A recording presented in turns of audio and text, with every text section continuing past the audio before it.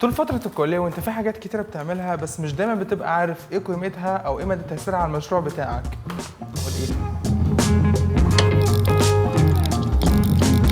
من اكتر الحاجات الصعبة في دراسة مجال الهندسة المعمارية هي انك كتير جدا في بداية كل مشروع بتجمع معلومات وانت مش عارف هتستخدم المعلومات دي في ايه. الحاجة اللي بلاقيها بتسهل شوية ضغط المجال ده هي انك تلاقي دايما قدامك طريق واضح هيوصلك لنتيجة واضحة. وعشان ما تحتارش كتير خلال الفيديو احنا بنتكلم عن الفكره التصميميه وازاي ان احنا بنوصل لها من خلال المعلومات اللي احنا بنجمعها عن المشروع. وعلشان الموضوع يبقى مفيد اكتر هناخده من وجهه نظر عمليه، يعني انا فعليا في الشغل بتاعي الفكره التصميميه بتاعتي هي عباره عن ايه بالنسبه لي، والمعلومات اللي بجمعها عن المشروع بتبقى عباره عن ايه برضو. اول حاجه وبشكل طبيعي انت بتشوف العميل بتاعك عايز ايه من المشروع، ايه الهدف بتاعه من المشروع ده. هو مشروع سكن يعني معروف ان هو هيعيش فيه، بس متخيل المشروع ده ازاي، طموحاته عن المشروع ده ازاي، الفانتازيا اللي هو عايش فيها عن الفيلا بتاعته او البيت بتاعه هتبقى عامله ازاي. الجزء ده وانت في الكليه هو الشيت اللي الدكتور بيشرحه لك، او الدكتور لما بيجي يشرح لك المشروع في اول محاضره خالص كأن البريف بتاع العميل ده هو الشيت بتاع اول محاضره. ده مش بالظبط البريف اللي بعته العميل، هو بعت لي بيانات عن المشروع والحاجات اللي هو عايزها عن المشروع وانا لخصتها، كأني بقول له هل دي المعاني اللي انت تقصدها من المصطلحات اللي انت بعتها. الحاجه المهمه بالنسبه لي في البريف بتاع المشروع هي البروجكت ديسكريبشن، الوصف بتاع المشروع، هل دي المعاني اللي هو كان يقصدها من المصطلحات اللي استخدمها ولا لا. فمثلا المعاني الصريحه اللي انا بعتها له ان المشروع هيبقى مينيماليست، هيبقى مودرن، المشروع بيتكون من دورين، كل دور الفراغات اللي هتبقى موجوده فيه ووصف مختصر جدا لكل فراغ هيبقى عامل ازاي. وبعدين طبعا الميزانيه دي يعني هو مش دايما بتبقى موجوده في اول مقابله، طبعا بشكل بديهي جدا، يعني بيبقى مش دايما كل العملاء مثلا مرتاحين هو يبدا يكلمك في الميزانيه من اول مره لسه بتقابله فيها. وطبعا مع البروجكت ديسكريبشن او وصف المشروع انا لازم ابعت له نطاق الشغل بتاعي هيبقى عامل ازاي، او ايه النتيجه اللي هو يتوقعها مني في الاخر. ده اللي هو السكوب اوف ذا سيرفيس، انا بقدم له ايه في الاخر، ايه كم الرسومات اللي هقدمها له، ايه كم البيانات اللي هوفرها له. ده المعنى من الجزء ده، وده عشان خاطر نبقى من البدايه خالص انا وهو على نفس الصفحه او ماشيين بالظبط في نفس الخطوات مع بعض. والمعنى من ان انا ابعت المعاني بتاعت المصطلحات اللي هو استخدمها، لان مش دايما العميل بيستخدم نفس المصطلحات في نفس المعنى اللي انا اعرفه. يعني هو لما بيتكلم مثلا على المينيماليست هو بيتكلم عن المودرن ديزاين، مش بيتكلم عن المينيماليست خالص. فدي حاجه انا محتاج ان هي تبقى واضحه معايا، فانا بقول له التصميم بتاعك هيبقى مودرن مينيماليست، ده معناه، وببدا اوصف له وببدا اوريه مثلا مود بورد او اشكال مشابهه. في الاخر اللي انا وصلت ليه ببدا اعرض له حاجات من الباو هاوس، دي الحاجه اللي هو كان بيبقى فعلا عايزها. فوصف الباو هاوس بالنسبه له ان هي مينيماليست، ده مش نفس المصطلح اللي احنا كمتخصصين هنستخدمه، بس على حد تعبير العميل اللي قدامك هو ده المعنى منه. دي الفايده من ان انا ابعت للعميل بريف من خلال وجهه نظري او اللي انا فهمته من خلال كلامه. وهكذا بالنسبه لمشروعك في الكليه، انت بتشوف الدكتور بتاعك بيوصف لك المشروع ازاي، ايه المصطلحات اللي هو بيستخدمها في وصف المشروع. طبعا الدكتور هيبقى اكثر دقه في استخدام المصطلحات وهو بيعبر عن المشروع بتاعك، طبعا لان ده تخصصه. واحنا هنا لسه في بدايه الفيديو، مع الوقت في شابتر 5 و6 هتبدا تعرف ازاي ان الفكره التصميميه بتطلع بشكل سهل جدا لما بتمشي مع الخطوات دي. وعشان الموضوع يبقى سهل عليك في PDF هيبقى موجود تقدر تحمله فيه الخطوات بالظبط، ومعاه تشيك ليست عشان يبقى الموضوع اسهل ما يكون عليك. ده كان ناتج الخطوه الاولى اللي بيظهر قدام العميل بتاعك، او لو انت طالب بيظهر قدام الدكتور بتاعك. اما الحاجه اللي انت بتتعلمها بس عشان المايند سيت بتاعتك عن المشروع تبدا تبقى صحيحه، هي حاجه مثلا زي تاريخ المنطقه، بمعنى مثلا هل دي مناطق عائلات بتتجمع فيها العائلات ودي منازل كلها اسر واحده، ولا دي مناطق كل جار ما يعرفش اصلا مين الجار اللي جنبه، والمستوى الاجتماعي والاقتصادي للمنطقه دي عامل ازاي، مدى اهميه الخصوصيه بالنسبه للعميل بتاعك، ومدى الحفاظ على الخصوصيه بالنسبه للمجتمع اللي العميل بتاعك ده هيبدا يعيش فيه. والكلام ده مش كلام انشا، يعني فكر فيها ان انت بتخلق بيئه جديده للعميل بتاعك ان هو يعيش فيها، فيهمك ان انت تعرف ايه الحاجه اللي موجوده بالفعل في البيئه دي، وايه الحاجه الجديده اللي هتضاف للمجتمع ده من خلال العميل بتاعك. وطبعا الخطوه دي انت مش محتاج تسمع من اي حد اهميتها عامله ازاي، احنا اتكلمنا في الفيديو اللي فات بشكل تفصيلي عن الخطوه دي، بس عشان خاطر الفيديو ده يعني انت اللي بتطلع بيه من السايت اناليسيز هم حاجتين مهمين جدا. اول حاجه الارض اللي انت هتحط عليها المشروع بتاعك بالفعل، تاني حاجه القوانين المحدده او المنظمه لعمليه البناء في المنطقه دي. وناتج المرحله دي ملوش اي لازمه بالنسبه للعميل بتاعك، وما يهموش يعرف الشمس والهواء والرياح، ما يهموش يعرف الكلام ده، ده يهمك انت كمصمم عشان تبدا تاخد قرارات سليمه اثناء التصميم. لكن طبعا لو انت طالب فهو مهم جدا بالنسبه لاي مشروع انت بتشتغل فيه طول فتره 5 سنين عماره. وعشان ما تتوهش معايا هنا، احنا في البدايه العميل بيقول لي انا عايز ايه في المشروع، فانا بقول له هل انت تقصد كذا؟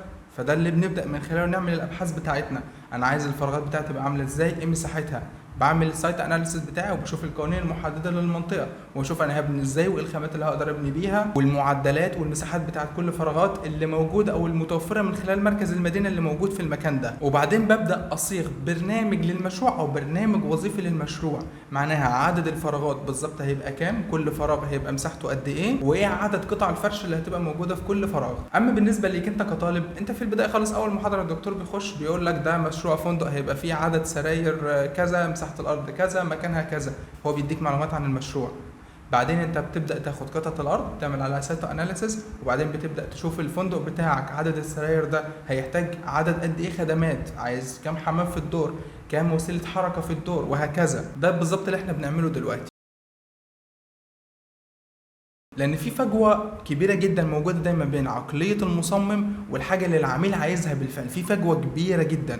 المصمم يقدر يعمل اي حاجه لان ده برنامج قدامي انا ممكن احط عليه اي خامه، لكن الميزانيه بتاعت العميل في الاخر هي تقول لي ان الخامه اللي انا استخدمتها دي اغلى بكتير جدا من الميزانيه تقدر عليه، فانا اقلل فيها. يعني مش هقدر اجيب متر سيراميك مثلا 3000 او ب 2000 جنيه، فانا هجيب متر سيراميك ب 300 جنيه او 250 عشان اقدر في الاخر بعد كده الفرش بتاعي يبقى بالشكل اللي انا عايزه، وهكذا. الترجمه بتاعت الكلام ده كله ايه في الاخر بالنسبه لي كطالب؟ كتير جدا واحنا طلبه بروح للدكتور بالمشروع بتاعي بيعمل لي عليه تصليحات، بروح البيت بعمل التصليحات بالظبط زي ما قال لي عليها، وبروح له تاني مره بلاقي ان انا باخد نقد اسوأ بكتير من المره الاولانيه، وفي كل مره بيصحح معايا مش كانه هو نفس الدكتور اللي قال لي على التصليحات المره اللي فاتت. والسبب في كل ده بصراحه مش ان الدكتور مش فاهم المشروع او ان الدكتور مش عارف يشتغل في المشروع، هي ممكن الدكتور ما وصلكش المشروع بشكل كافي، دي ممكن تكون نقطه. انا كطالب اللي مش بدي وقت كافي او اهتمام كافي لمرحله تجميع البيانات عن المشروع. لما بتجمع معلومات كافيه عن المشروع بتبدا انت والدكتور بتاعك تتساووا في الارض اللي انتوا واقفين عليها، فبيبقى في حاجه تتناقشوا عليها. لكن ان الدكتور بتاعك بيتكلم في حته او انت بتتكلم في حته تانية في المشروع، دايما كل مره كل واحد منكم بيلف في زاويه مختلفه، وعمرك ما هتعرف توصل لمشروع اللي الدكتور عايزه بالظبط.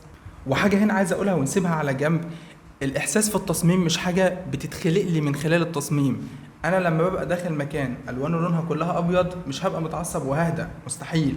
او انا اعصابي هاديه دخلت مكان الالوان فيه احمر فانا اتعصبت، مش ده تماما اللي بيحصل ومش ده تماما الهدف من التصميم. فكره ان التصميم بيديك احساس معين دي غلط، التصميم بيكبر عندك احساس معين. بمعنى انا شخص في الحياه العاديه ما بحبش غير الحاجه اللي بستخدمها بس هي اللي تبقى قدامي، القلم والورقه بس هم دول اللي قدامي لان دول بس اللي هستخدمهم. فانت التصميم المينيماليست بالنسبه لك هو الافضل ليك، ده اللي هيدي الستايل بتاع الحياه بتاعك معنى اكبر.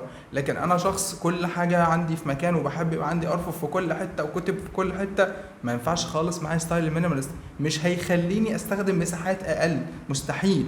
فبلاش فكره ان اللون الاحمر بيعصبني اكتر، لا، هو انت لو عصبي اللون ده هيعصبك اكتر او هتبقى عرضة اكتر لان انت تتعصب وانت في الجو ده. الاحساس في التصميم مش اكتر من كده، التصميم مش هيخلق عندك احساس مش موجود اصلا.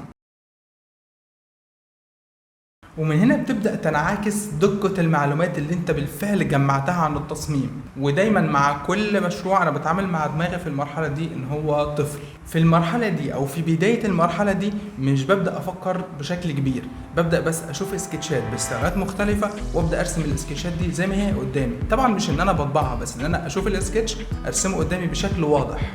بعد ما انت رسمت السكتشات دي ابدأ اكتب على جنب ايه المعنى من السكتشات دي وايه المقصود منها من وجهة نظرك انت. بعدين ابدأ شوف ايه البيانات الموجودة عن الرسومات دي وايه المقصود فعليا منها، وشوف مدى اختلاف البعد النظر بينك ما بين الشخص اللي فعليا رسم السكتشات دي. المرحلة الأعلى شوية إنك تبدأ تعمل تحليلات لتصميمات معينة سواء في نفس الإطار التصميمي اللي أنت بتشتغل عليه فعليا، يعني تصميمات لفنادق فأنت بتعمل حاجات لفنادق أو حتى حاجات منازل سكنية وأنت بتشتغل في حاجات تجارية، مفيش أي مشاكل. ابدأ اعمل تجريد للشكل الخارجي أو بمعنى تاني ارسم نفس المبنى بالظبط بس بأقل عدد خطوط ممكنة، بس حاول تحافظ على نفس الشكل العام عشان يبقى واضح في الاخر ان السكتش ده عن المبنى ده بس بستايلك انت. حاليا دماغ الطفل ده بدأ يكبر شوية، انت شفت حاجات رسمتها بالظبط بعدين حاجات موجودة بالفعل حولتها لرسم وبعدين بتبدا تشرح الرسومات او السكتشات البسيطه دي.